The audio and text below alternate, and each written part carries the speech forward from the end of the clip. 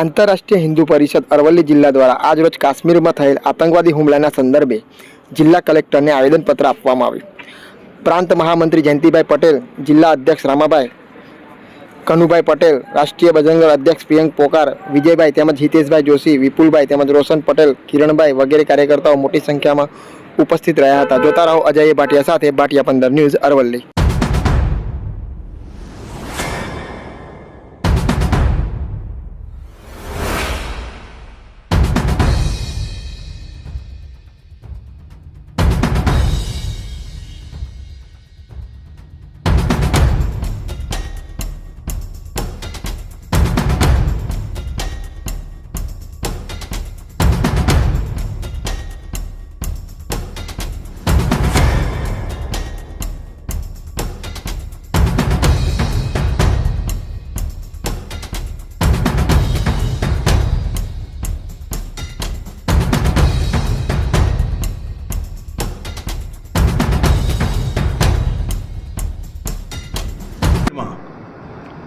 પહેલગામ પાસે હિન્દુ પર્યટકો ઉપર જે આતંકવાદી હુમલો થયો છે એના વિરુદ્ધમાં આજે અરવલ્લી જિલ્લાના મોડાસા ખાતે કલેક્ટર સાહેબને એક આવેદનપત્ર આપવામાં આવ્યું.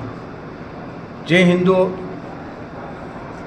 પર્યટન માટે કાશ્મીરમાં ગયા હતા ત્યારે ત્યાં 32 હિન્દુઓને એનો ધર્મ પૂછીને ટાર્ગેટ બનાવીને એમને મોતને ઘાટ ઉતારવામાં આવ્યા છે. એનો આંતરરાષ્ટ્રીય હિન્દુ પરિષદ, રાષ્ટ્રીય બજરંગ દળ અને સંગઠનો જે છે એમને આજે સમગ્ર દેશમાં જિલ્લા સેન્ટરો ઉપર આવી રીતના દેખાવો કરવાના, પૂતળા બાળવાના અને આવેદનપત્ર આપવાનો કાર્યક્રમ રાખ્યો છે. એ નિમિત્તે આજે મોડાસા ખાતે પણ રામભાઈ પટેલની આગેવાની નીચે અમે અહીંયા આવેદનપત્ર આપ્યું છે અને જે માગણીઓ મૂકવામાં આવી છે વડાપ્રધાનશ્રીને એમાં કે આતંકવાદીઓ જે છે એનો ખાત્મો બોલાવવામાં આવે, પાકિસ્તાન જે પ્રોત્સાહન આપે છે આતંકવાદીઓને ત્યાં યુદ્ધ છેડવામાં આવે એવી કડક અમે માગણી કરીએ છીએ.